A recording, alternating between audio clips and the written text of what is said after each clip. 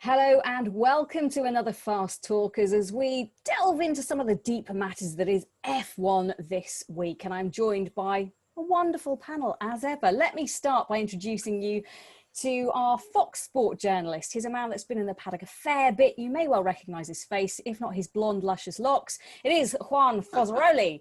Juan, it's lovely to see you. Hello. Hi, Jenny. How are you? Nice to see all of you, because that's the closest thing I will see faces from a racetrack for now. This is my place for 7 months in my house. But anyway, nice to be in here and with great professionals like you are. I don't want to call you old because that's not a nice way to start, but you have a lot of passes, lanyards in the background. You've been in the paddock a fair bit. Yeah, of course. Yeah, you mentioned Fox. Now it's ESPN, Disney owned. And I've been there since 2002, every single year. And before that, a couple of years, but I don't mention that if I was in the little carrying by my father or I was working. I love it. You never know. Yeah. But I can say that I met Ayrton Senna in person. That's what make me very old, okay? Old, but very cool. So, next up, let's go to Autosport journalist Luke Smith. Now, Luke, you have a virtual foreground there because it looks like you're joining us from the Star Wars console with its strobing lights, but we love it. You have been to races this year, haven't you?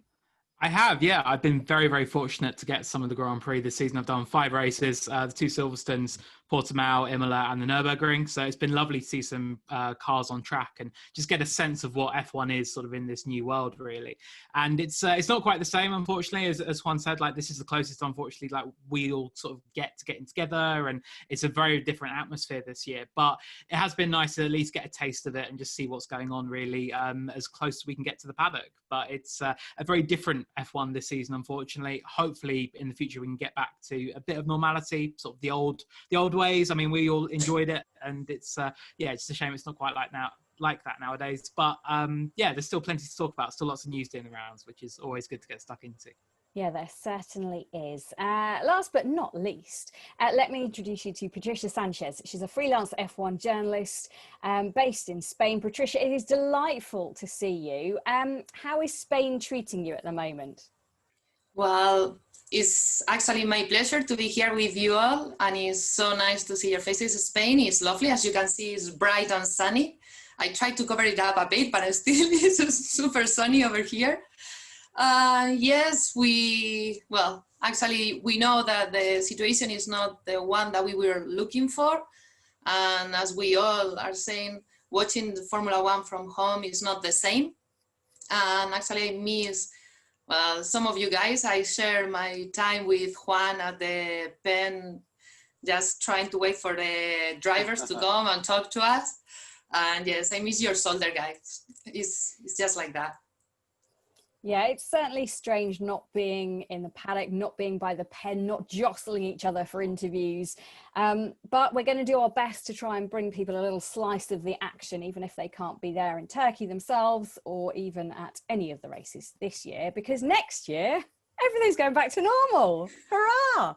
So, yeah, come on. F1. We have only 23 races, nothing. It's okay. I know. That's normal, right? It seems quite staggering to me that at the beginning of this year, we were in Melbourne, no racing happened, so we all came home. And now here we are, what feels like 17 years later, and we've almost had 17 races. And next year, the plan is for 23 races. Juan, were you surprised when that calendar came out? Was it everything you hoped it would be? I mean, yeah, there were a lot of talking about adding races because what happened this year is normal, no? They have a lot of contract going on, and I didn't expect that 23. I think maybe 22 was a good number because it's very stressful, for everybody.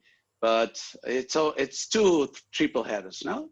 But anyway, you have to be there, and surprised about Vietnam. No, I have my ticket for Vietnam still. I have to renew it. I have to go to the beach because there's no way I'm going to use it for the race. And I was expecting a nice race over there, but yeah, a little surprised that no of the great races that Luke were, because if I have to pick some races to go this year, I will go to Portimao, to Imola, and also I will love to go to Turkey and all the new racetracks. But I don't know what's going to happen with that slot. But I'm always surprised it was 23. No, it's a lot.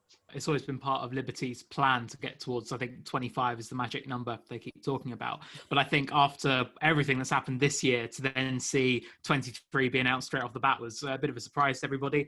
I think, as Juan said, a bit of a shame to see Vietnam not on there. Obviously, a lot of sort of political issues that mean it can't get on the calendar. But it has created, I think, this really exciting sort of race now to see who's going to fill that slot. And F1, ultimately, they know they're not going to have any issues at all filling that gap because they've got so many racetracks that are so keen to get in there. And I think that you're going to see Portimao, Imola, Mugello, hopefully as well, throwing their hat into the ring and to say, look, we want to be on the calendar permanently. We want to get another race there. And I think that's going to be really exciting. So that's a really sort of cool, positive side. But I think everyone is naturally concerned about the sort of stresses and strains that a 23 race calendar is going to put everybody on. The drivers have all said for them, it's okay. I mean, they fly sort of business class, first class, they turn up, they race, and they just want to keep racing. But it's the mechanics, it's all the other team personnel who have to get there way in advance and are going to spend a lot of time away from home next year.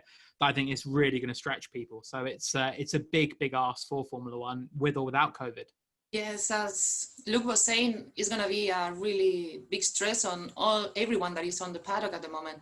But actually, it seems to me that it's going to bring also some budget issues, because if they want to keep their people, I don't want to say just happy, but also healthy, they might have to do two teams, and try to rotate between them two in order to get everyone ready for the race.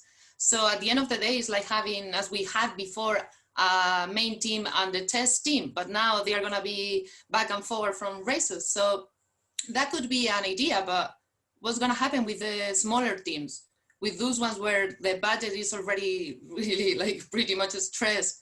And then, well, I don't want to complain about our situation, but what about journalists and everyone that is going to be traveling? Because it's not just the problem of the two triplet headed, as Juan was saying, is that they are just divided by 1 week. So we have 6 races in 7 weeks, which seems like too much. Well, not too much for a Formula One fan, obviously, but if you're working there, and even if you make those small changes as they were trying with a small Grand Prix situation on just 3 days, I don't know, I think it's still too much to ask for everyone inside the paddock. I mean, for me, when I put the calendar up on Twitter, it just got so much chat because even the fans seem to think 23 is too much. So can you have too much of a good thing, Luke? Are the fans in danger of losing interest as well? Definitely, yeah. There is a chance of oversaturation of the calendar. Like if we had, you think back to 2009. I mean, that was only 11 years ago, and that was a 17 race calendar, and that proved that was a nice season. And the same again this year. Like it's been 17 races, admittedly squeezed into the space of sort of 5 months, but it has still proved that less can be more. Like if you have a lot of races, a lot of them can be rather forgettable, and you don't really remember them. They don't stick in the memory. They don't really add anything to the narrative of a season. Whereas if you've got a shorter calendar, every race counts. And we saw going into this year, all of the drivers had how important reliability would be, how if they had one DNF, if they had to miss a couple of races due to COVID, for example, that would really wreck their season. And it just shows that if you have that shorter calendar, it makes everything just a little bit more, I don't know, it's all a bit more up for grabs, isn't it? It's more important that you score at every single race. And it also adds to the exclusivity of the calendar as well. But if you say to races from, a commercial standpoint, look, you've got one of 17, 18 slots in the calendar, that becomes more valuable than being one of 23 or one of 24. So it's a real balance I think Liberty have to strike. Looking at that calendar, it's due to start in March, 21st of March in Australia, Melbourne, which seems almost unthinkable, bearing in mind Melbourne have been in a full lockdown for most of the year, but that's the plan. That's what they're saying is going to happen. But I wondered, out of all of the races, and I know this is mean, but we're here to be mean sometimes, which is the race you would get rid of straight away? No questions asked. It's gone. Let's start with Luke. I would say Sochi, and I know it's not a favorite with course. people for many reasons, but the circuit there, it's very forgettable. And that's what I was sort of hinting at when you have forgettable races. That Sochi, I can't remember a good Russian Grand Prix. Like, it's always just a bit of a non-event, really. So I would drop that quite happily if we had to go back to 22. I always say Sochi for personal experience, because I have some issues there, losing my bag. The people is a little bit sorry, somebody is Russian related. But I mean, making friends right now. No, it's not a good way. Like he is in the paddock as well. It's not a good thing to make enemies from Russia. No, but anyway, no. I mean, Russia's fantastic, but Sochi, as Luke said, everything around it, it's not exciting for. I mean, it's also a Mercedes dominant Grand Prix, and I will get rid from Sochi if I have to pick another one, if you are generous, because we have 23. I will go another one, difficult to be an enemy, but China. I will, traveling from downtown, staying over there. The track is empty. They've been doing a big effort to bring people to the track, and maybe China and Sochi, bye-bye, thank you. Now I have big enemies, Russia and China, wow. Patricia. Yeah. Sochi, definitely, we don't like the Russian Grand Prix. I don't think the layout is working. I think we are all agreed now, so we can call Liberty Media right now and tell them to get it off the calendar. It's easy to do. I'm sure we get a lot of support on this one. Then China, I had the same experience. I think is good for the country and is good to bring Formula One to a different place, but it's not that exciting. And then, even if some people might not like it, I would get rid of the French Grand Prix as well. I think and it's not just the layout, but also I think the issues they're having for us to get to the track and how everything seems to be more complicated. I don't know. I think we have plenty in Europe. And then we saw this year how, you bring Mugello to the equation, and then you have a fantastic Grand Prix. So why not having a surprise Grand Prix? We can leave a slot just for all of the sudden, anything can happen Grand Prix. I love that idea. I'm a big fan of that. You've said all the ones that I would traditionally go for. So I will say Spain. Get rid of that. Let's all go to Barcelona. No, let's go to Barcelona on holiday, Patricia. I knew this would rile you.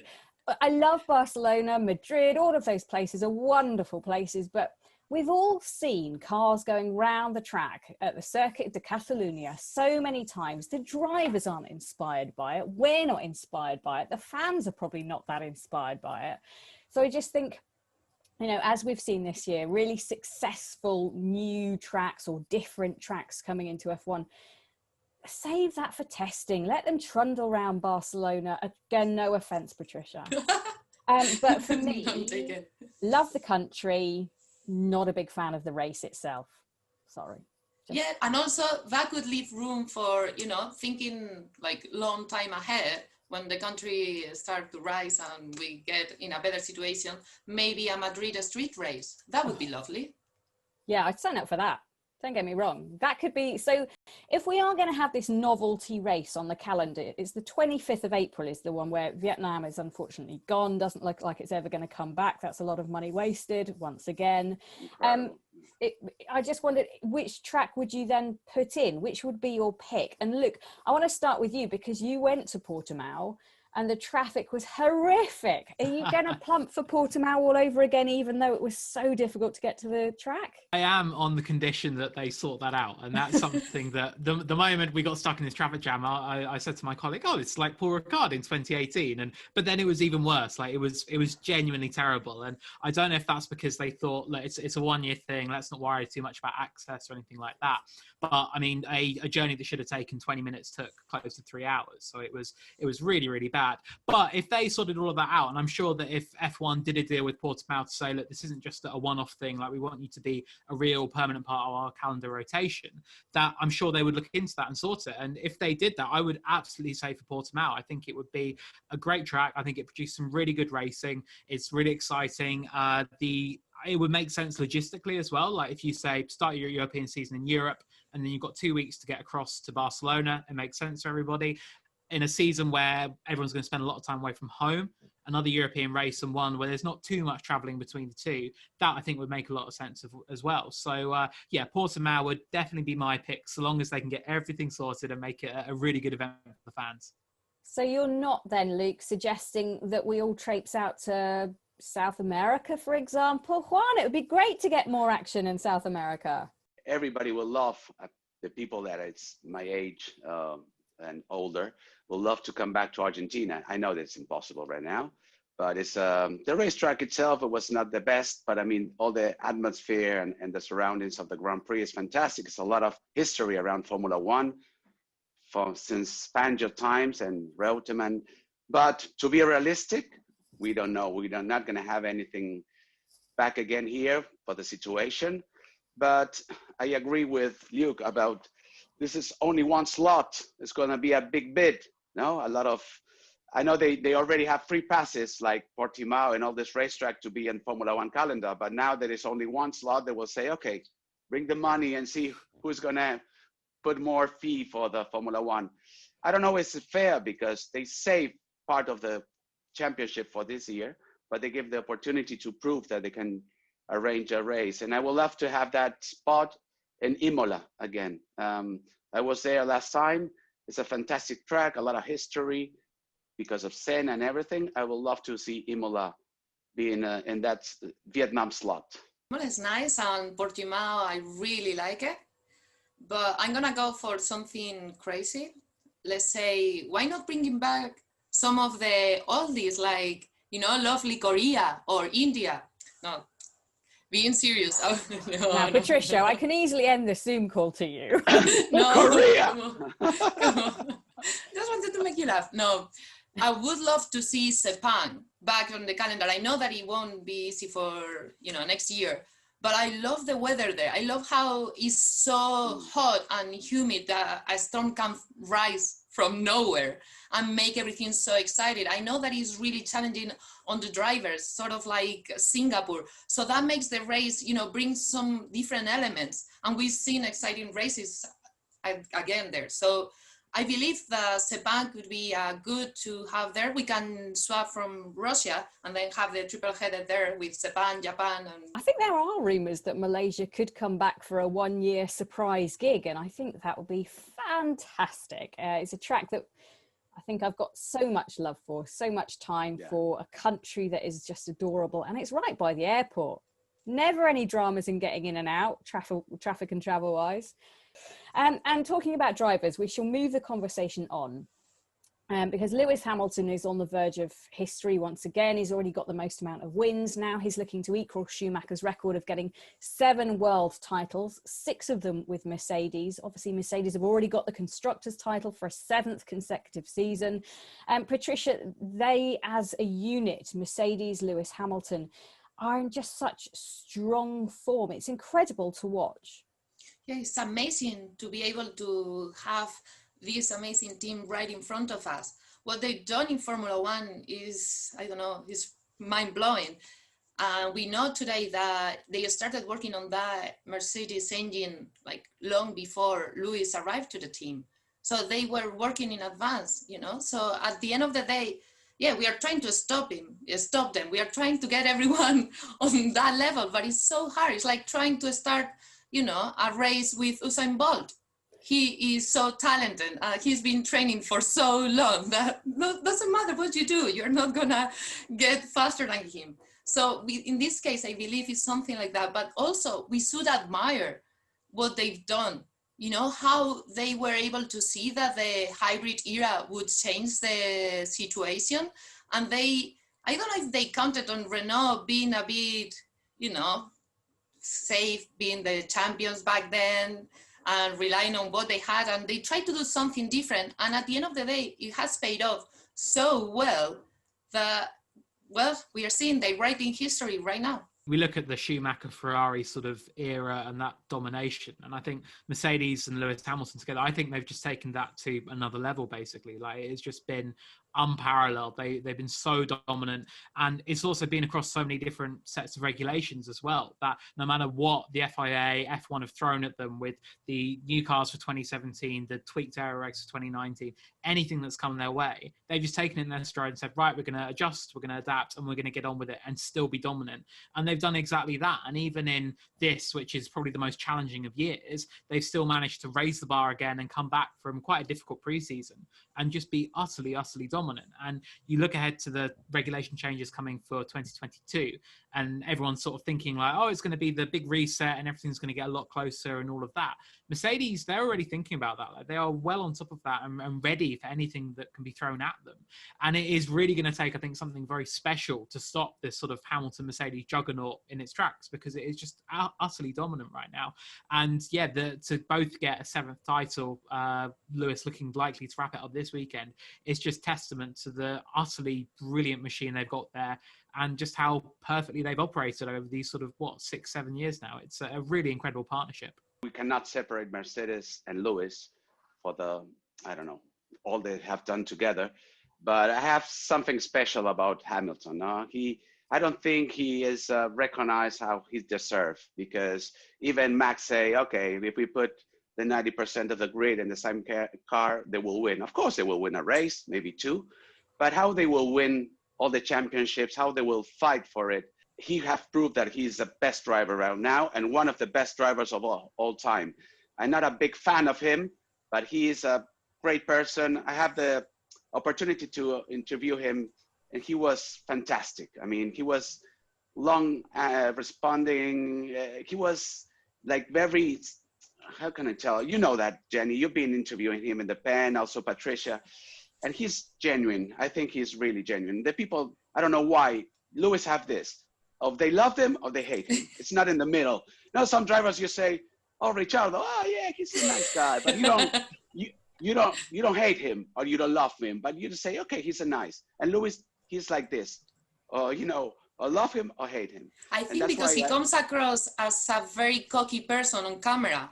I've been told that he comes across as, they think that he's like cocky and he's like so full of ego, and he's just the opposite. And as you were saying, in the pen, he was always, you remember us, being always the last one to come to talk to us. And he will be thinking, how guys, you're always here waiting for me. Thank you so much. He will stay and talk to us for a little while, just, making our wait a bit more pleasant. He's always thinking of extra things about Formula One, get involved in a lot of things, and people criticize him for that. No, and it's not fair. He has a driver, I think he makes a difference. I mean, he will make a difference. Even, I think you put him in a Red Bull, he will do the same as Max will do. Don't forget, he was winning with cars that were not going to win the championship. Who won the championship with a car that it was not a winning car? Who? Tell me the last 20 years. It's impossible. Nobody. I mean, even if you want to say, oh yeah, Alonso was close with Seb, but he didn't win. I mean, even for 1 point, you have to have the best car, of course, to win the championship. But what Lewis is doing, I think it's amazing. I mean, that's why I separate a little bit with Mercedes, because it's not fair to say because he's the best car, he's doing what he's doing. He's 45, 46 races in the points. I mean, compared to the rest of the drivers, why he's doing that? Because he's consistent. He knows what to do inside the car. He destroyed Valtteri in some points of the races. It's not because the strategy favors him. I mean, the people, that's what I'm saying. The people comment a lot because now with social media. Imagine social media when Michael Schumacher was dominating. Everybody will say, oh, I hate Michael. Now Michael is the best driver in the world. That's why time will tell and put Lewis where he deserves. I think it's always difficult for us as Brits because we see our own media, our own press, we hear fans and what they say. So I'm always fascinated to know what other countries think of Lewis, what other fans think of Lewis. And as you say, Juan, he's a very divisive character. Some people love him, others hate him. Luke, have you had the opportunity to have a chat with him at all this year? Yeah, definitely. So Mercedes have been very good with their sort of media availabilities, even with all the challenges this season.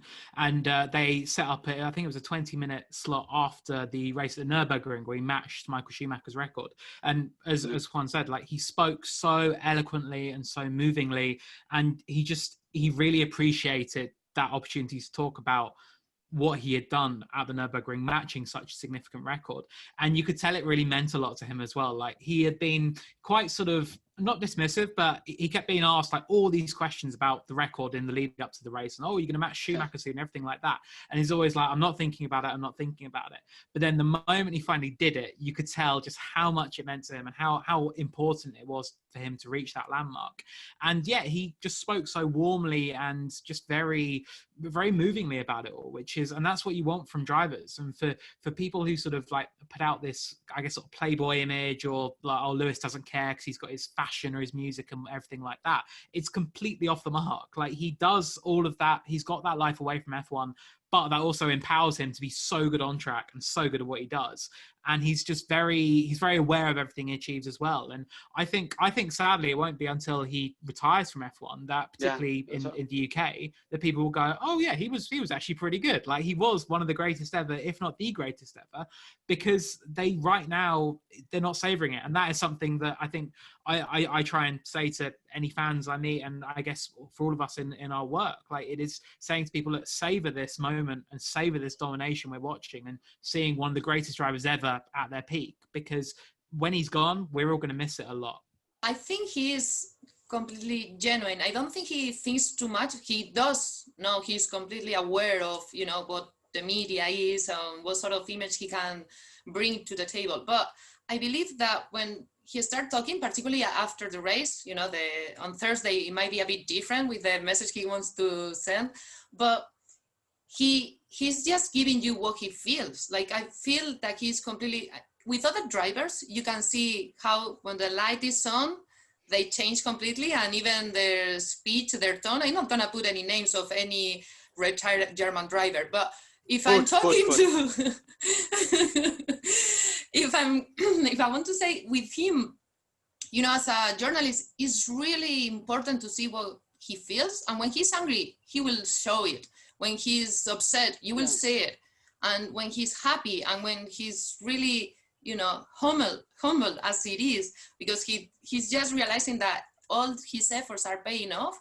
I believe he's just there. Like sometimes you can even feel that little kid, behind those eyes, kind of jumping around, trying to control himself not to jump too much, but still you can kind of feel it underneath that. I consider that. I know him since GP2. And he always be very kind with me. Off camera, if I ask him for something, he really was natural. Once just very fast, I bought in Oxford Street or Regent Street a pair of Lewis pants, and he came to me and I was like, look, I have your pants now, because it was a good deal anyway. And he was like, oh my God, nice.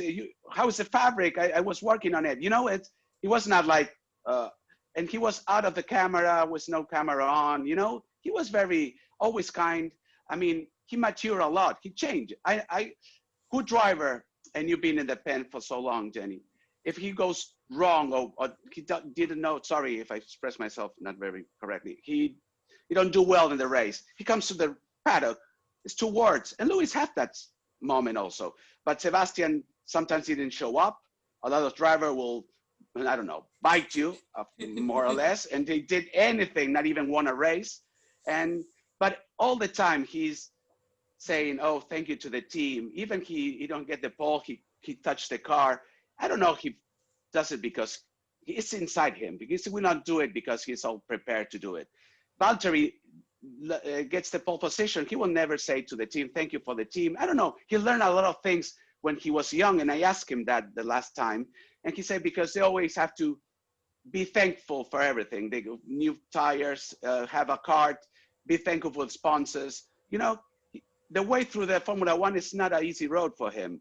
Everybody thinks, oh, he met Ron Dennis and he was in the paradise. No, I think it was a very, very long way over there. And the last thing, I asked him about the hug with his father, what it means. And the other day he posted that hug. much after my question. Sorry. and they say no words needed, you know, with that long hug. He was not even expecting the father to be there, and he recognized all the sacrifice they've done to be where they are, and that's why makes him, I think, what I have perception, a very great person. That's it. Everybody's going to hate me because they're going to say I'm fan from Lewis Hamilton. I'm not, but I have to, like a professional, I have to say what is real. You know, what I feel about the Lewis Hamilton. Do we all think that he is going to get that victory or enough points that he needs this weekend to tie up the championship in Turkey, Luke? Yes, I do think so. I think that he's just in such good form right now. Imola, admittedly, Valtteri Bottas was very unlucky with the damage on his car. That meant he couldn't really take the fight as he should have. But Lewis, when he was told what he had to do, an extended stint, he just did that. No questions asked, easy, and he's just in that kind of groove right now. So I can't really see much stopping him. And I think he needs an 8-point swing. No, Bottas, needs an 8-point swing to keep it alive. So I think he'd need win plus the fastest lap. So yeah. I would be quite interested to see if, say, Bottas is running first and if Lewis is second, whether Lewis might think, well, do I go for the win or do I drop back a bit to get that fastest lap point just so I can sew it up nicely here? Or come whether on, it goes this for is another Lewis. race. He'll go for everything. He always does. He'll go for the win. He'll go for fastest lap. He'll go for pole. He'll go for everything because he is a ruthless racer, and that's Patricia. That's what you need to be at the top level. Exactly. You gotta go for it and go for all. I remember with some drivers, you know, and some people ask, like, do you expect to win? I was like, of course, you know, I go out there just because I want the victory. But with him, it's like he just won it to the next level, and you need to be ruthless in that sense. Like, you want to go for the best of all, but also you need to be, you know, have this power or this will and that sort of confidence you need to make all happen. I believe it's a combination of factors. I believe that they are all very passionate about the sport. They are all very, very trained to it. And also they are all very talented drivers. But sometimes in history, there is this kind of force of nature that comes and sweep everyone out of their feet, because he just have that extra bit. I believe also, as Juan was saying, he has matured a bit and has changed from that, kind of crazy horse that he used to be at the beginning of his F1 years. And also he's seen the power of, like, I don't want to say like mindfulness, but yeah, that kind of mind power, that sort of, I believe in what I'm doing, I believe in my team, I believe I have everything I need. And also he's seen, he's kind of in motion. He's been winning in a row. So that's bringing more confidence to the table. He could go to Bahamas again and go partying with Rihanna, like back in the day, and still he will come and clinch the title. He's just like, I don't know, he's in another level at the moment. It's all part of his skill set, but also the train he has put on. And also, Angela Cullen, he was saying how important this is for him. That mental state, that kind of being able to bring yourself up when you're down, because he has had like bad luck as well, engines blowing up and things not going his way. And still he's always able to pick up the pieces and bring a stronger, I don't know, he's a full, completely driver, the best one out there right now. Juan, you've been around, as we've said, for a few years. You've actually done all of the Turkey races. So what is the track like? What are we expecting it to be like this weekend? And do you think Lewis will be celebrating at the end of it? Oh, yes, I agree with Luke, because the only chance that Bottas have to maintain alive the championship is winning in the fastest lap. He can do it, but I don't see Lewis letting me having the fastest lap, at least if he's second. Obviously, then there's a lot of combinations possible, but I think he will clinch it, because I agree with Patricia. He's mature. He proved it. Luke can say it, and you also, Jenny. And Portimao, if we lost the first laps, he say, okay, I will keep the car on track. Lewis was not like that in the beginning. He will try to fight back and be fast. He say, patience. He proved it when the team make a mistake and him make a mistake in Monza. He recovered and get the points. I mean, he's in another level, like Patricia said. But going back to Turkey, I think I like that racetrack. I think it was one of the best. Herman Tilke always been criticized by the tracks, And I think this is one of the best. Obviously, Austin is good, but have parts of different tracks. But I mean, the nature of this track is very good. The turn 8, even the first turn, I love it also. I love the track anti-clockwise. I think I've been there since the first race to the last one. What it is a nightmare, what Luke was saying about traffic, was trying to go from the Europe side to the racetrack was incredible, maybe 2 or 3 hours sometimes. But for sure, it will be a track that Lewis won also. You know, you don't have to prove he have to win. He will maintain the spirit. And of course, we know him, he wants to win. But if he can't, he will be champion if he can finish the race. I don't know why. But sometimes when you have to equal a record, it takes a little bit longer. That happened with the Michael Schumacher 91 races, you know? He was not right up. After he clinched the record, he started winning. I don't know if it will be that easy for him to be 7. Well, even he said that he don't care about records, he don't think about it. He know that he can clinch and tie Schumacher there. Maybe that will be not a pressure for him, but that will be around his head at some point. At least we know Felipe Massa can't win it. Because Massa, he's won the most amount of Turkish Grand Prix. He's had 3 wins there. And obviously, you know, after the debacle of 2008, Massa thinking he had won the title, then he hadn't because Lewis managed to get around Glock. We won't have those issues. Massa cannot win this weekend. Right. You never know. There might be a COVID positive and they won't be able to bring Nico Hülkenberg. And all of a sudden, Felipe is back. You know, he's the master there. You can't tell. This season, you can't really tell what's going to happen. Oh, I love that. You just bring in your turkey specialist. It's like a Christmas present that keeps on giving. Right, this is enough. We must get on with our serious day jobs. Thank you so much to all of you for joining me. It's just been a delight. So much happiness. And I suppose we're all really just excited about the fact that Lewis is on the verge of history. Definitely, and we have a race ahead and we've seen familiar faces. Come on. It's all good. It's all good. Guys, thank you very much. And we'll see you hopefully very soon at a paddock or pen in the world. Take care. Bye-bye. Thank you. Bye-bye. Bye. Thank you.